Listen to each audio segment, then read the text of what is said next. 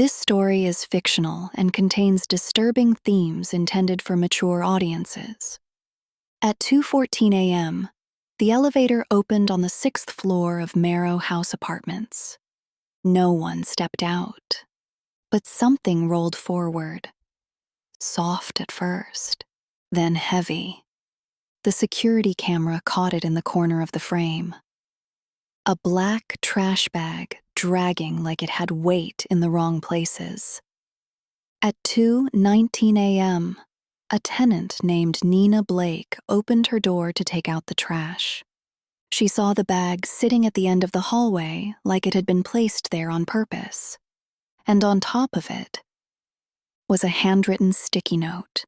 3 words. "You missed one." Nina didn't scream. She didn't run. She just stared, because she recognized the handwriting and the smell. By the time police arrived, the bag was opened, and the body inside had been arranged like a display. Not random, not rushed. Intentional. The building went silent. And in that silence was one ugly truth. Whoever did this wanted to be seen. Welcome to Deadly Details, where the truth hides in plain sight. Tonight isn't just a murder mystery. It's a whodunit designed like a trap. 4 suspects, 4 motives, and one detail that turns the whole story into something worse. Because the body wasn't the message. It was the warning. Part 1. The victim. Her name was Elowyn L. Price, 31 years old. She ran a popular local true crime blog called Stairwell Stories. Not documentaries, not podcasts. Written stories. Sharp, dramatic, personal. Ella was famous for one thing. She exposed people. Cheaters, scammers, abusers, dirty landlords. And she did it with receipts, screenshots, timelines, names that were never allegedly, just stated.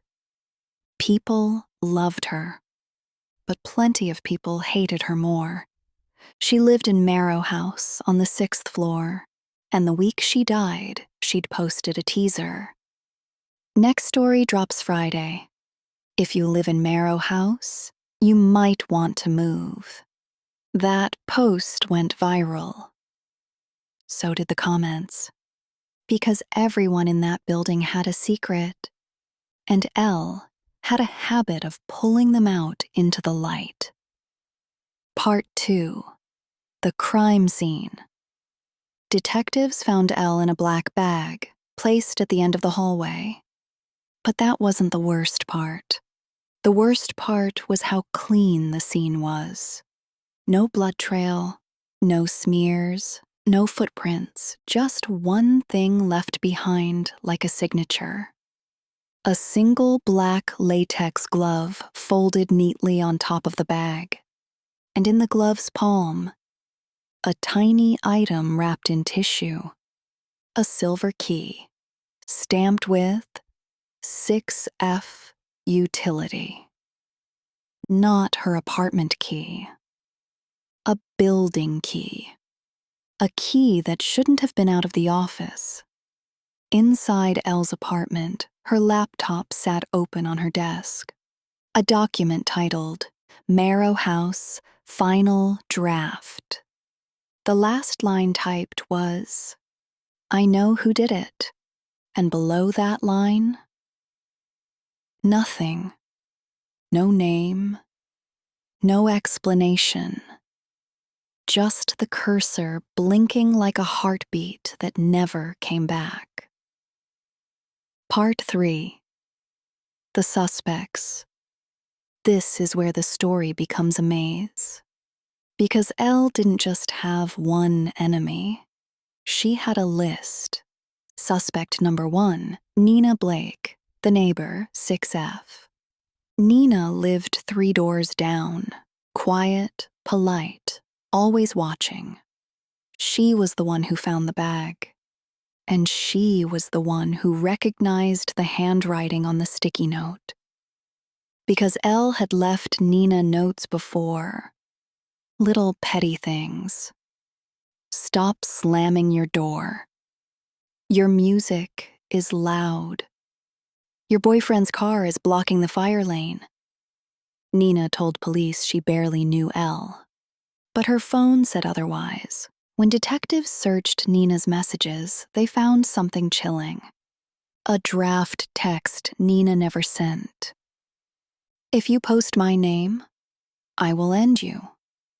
The timestamp. 2 days before Elle died. Motive. Fear. Opportunity. She lived on the same floor. Secret. She was hiding something Elle had found. And Nina's hands?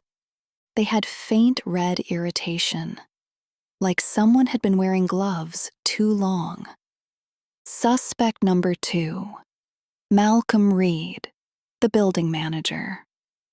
Malcolm was the smiling kind of greasy. Always sir and ma'am. Always too friendly. But residents hated him. They said he ignored mold reports and broken locks. Ella had recently written about Marrow House, missing security footage, fake maintenance requests, accidental lockouts.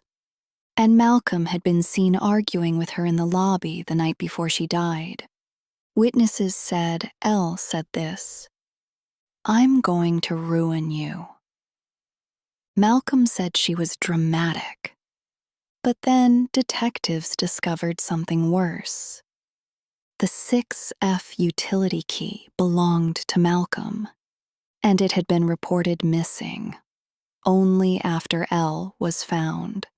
Motive, exposure and job loss, opportunity, building access, master keys, knowledge of cameras, secret. He had something illegal running in that building. Suspect number 3, Jalen Cross, the ex. Jalen was the pretty ex, the one Elle had turned into a villain in her blog months earlier. She accused Jalen of cheating, dragging their relationship for views. Jalen denied everything, but never recovered socially. Followers harassed her, brands dropped her. Friends ghosted. Jalen told detectives she used people like content. But then, Jalen's alibi cracked. She claimed she was at work. Her boss confirmed, but security footage from her job showed she left early. At 1:10 a.m., the murder window started around 1:30 a.m., and Jalen's car was caught on a traffic cam 2 blocks from Marrow House. Motive, revenge, opportunity, time window, and proximity. Secret. Jalen had been sending Elle anonymous messages for weeks. Messages like, "You're going to get what you deserve." Suspect number 4, Dr. Sean Keller, the helpful therapist. This one shocked everyone. Dr. Keller wasn't a resident. He wasn't staff.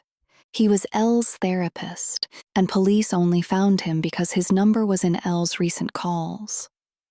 Right before she died, she'd called him at 12:57 a.m. A voicemail record confirmed it. Then Keller called her back at 1:02 a.m. The call lasted 6 minutes. When detectives asked what they discussed, Keller said, "She was anxious. She felt threatened." But then police searched Elle's laptop history and found something damning. Elle had searched therapist code violations reporting. Is it legal for a therapist to date a client? Dr. Sean Keller lawsuit. Keller claimed he'd never touched her, but his fingerprint was on her laptop trackpad. His explanation: I've been to her apartment for emergency sessions. That wasn't in his notes.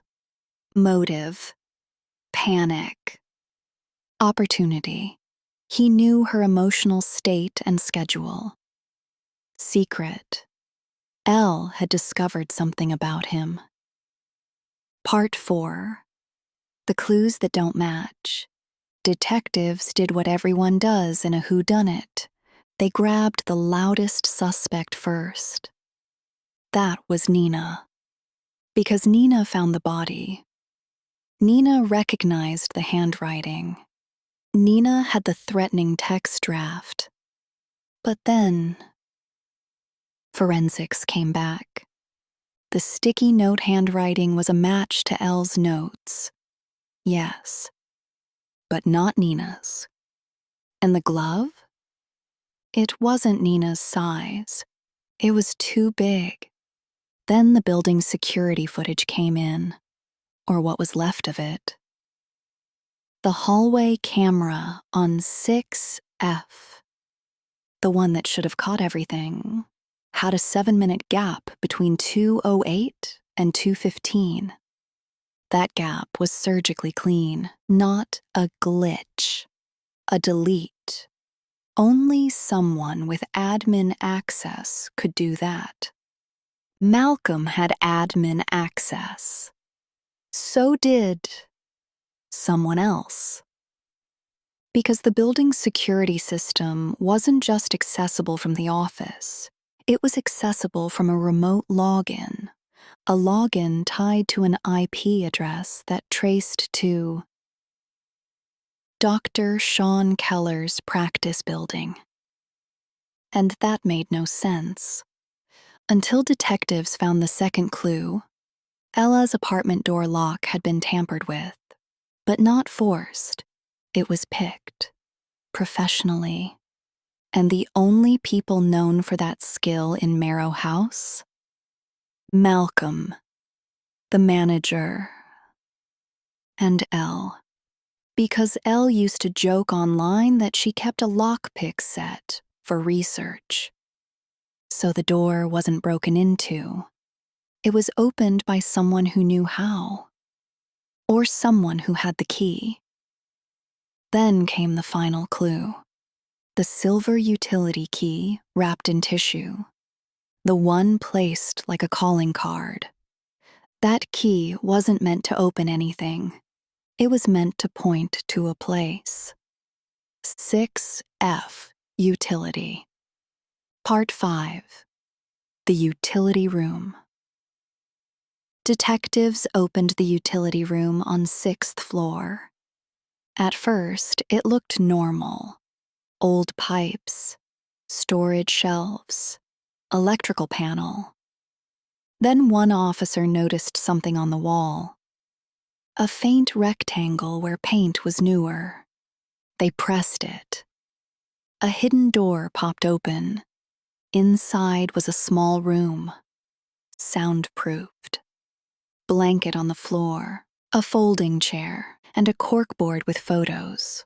Not random photos. Photos of the residents. Nina, Malcolm, Jalen, and Elle.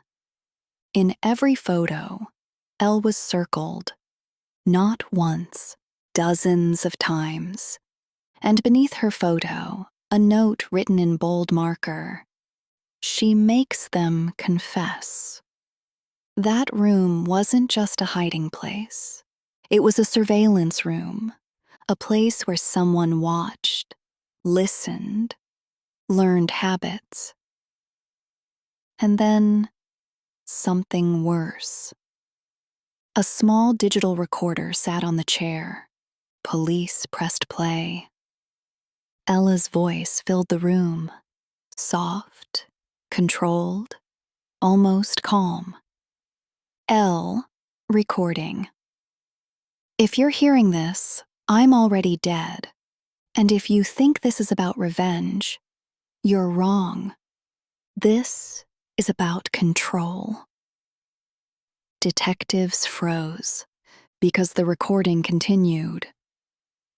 4 people will look guilty. And I did that on purpose, because the truth is, the killer is going to enjoy this part.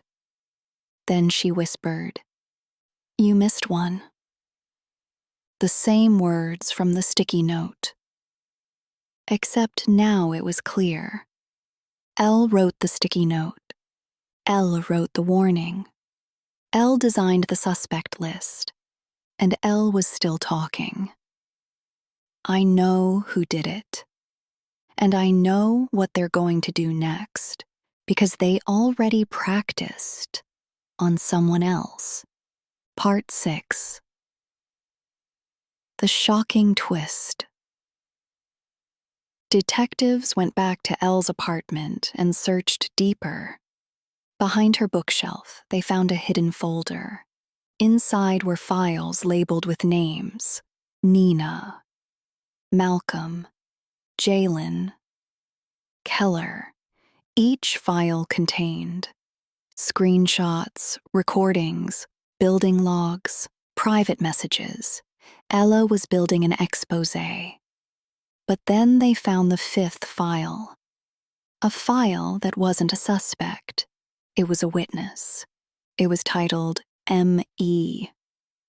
Inside was a video. Elle speaking directly to the camera.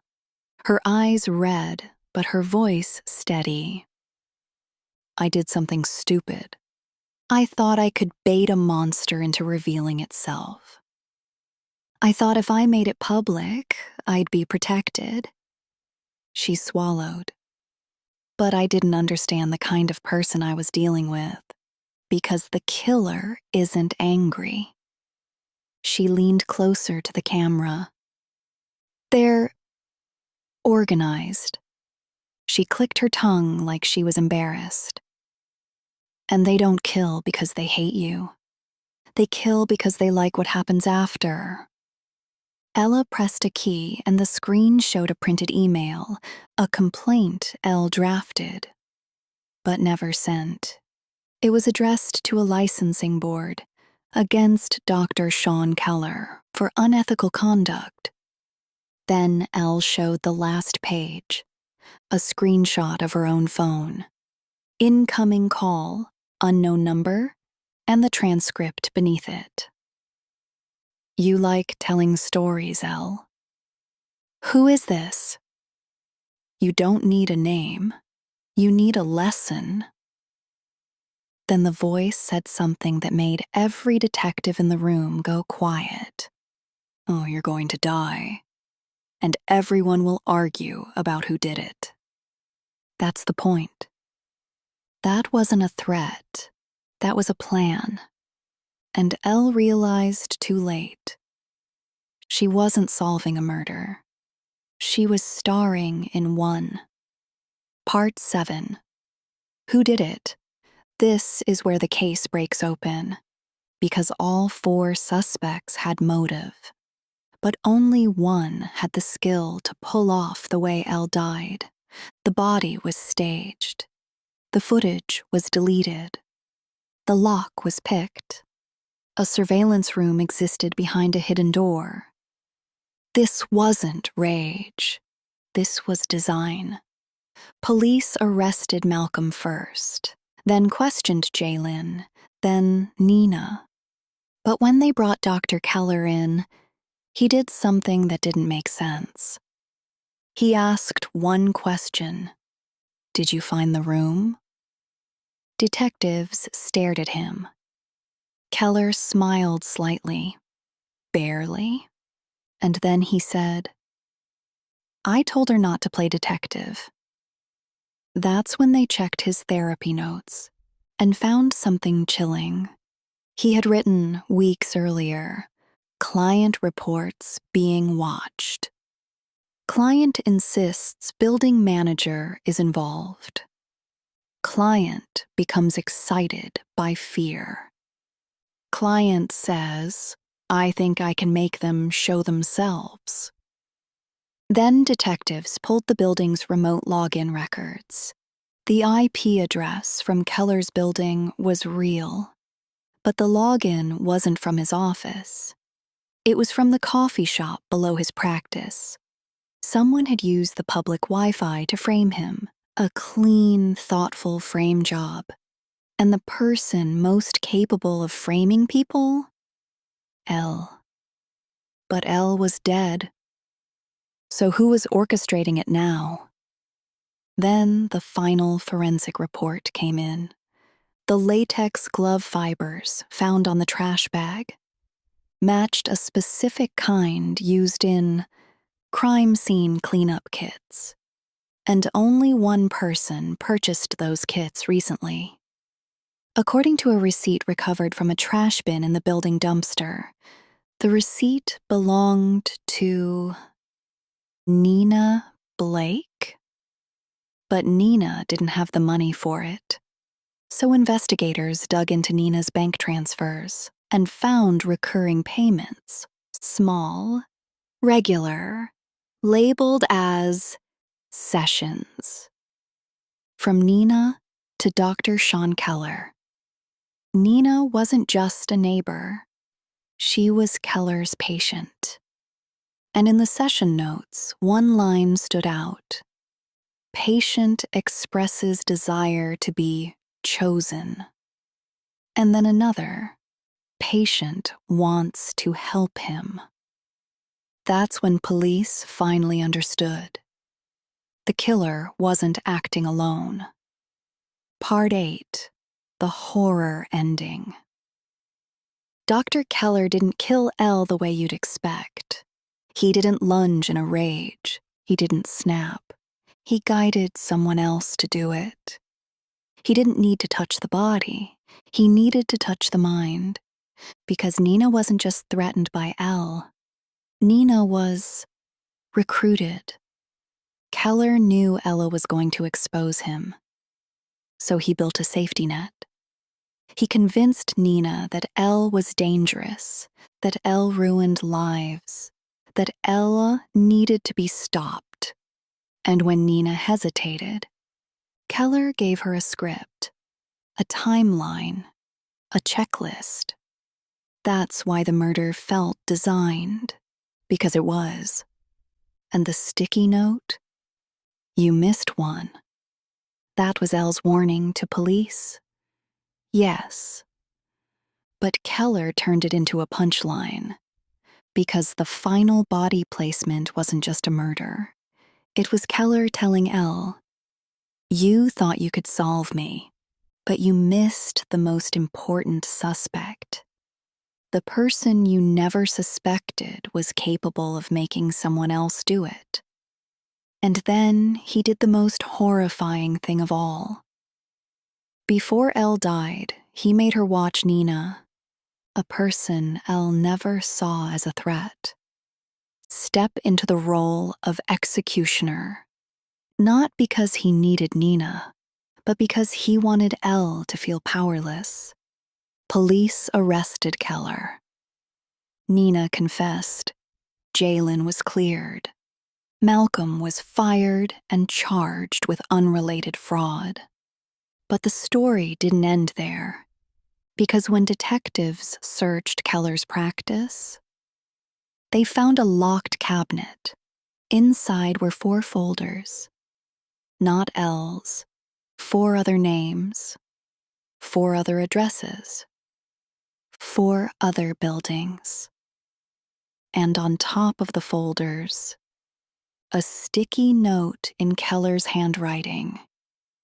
You missed 4. And attached to it, a key, stamped with 7. B, utility. Different building, different floor, same game. Some killers want a body count, others want control. And the most dangerous ones don't kill with their hands. They kill with influence, with obsession, with permission. If you want episode 4, comment, "Who was next?" Subscribe to Deadly Details, because every detail matters. And sometimes, the detail you miss is the one that ends you.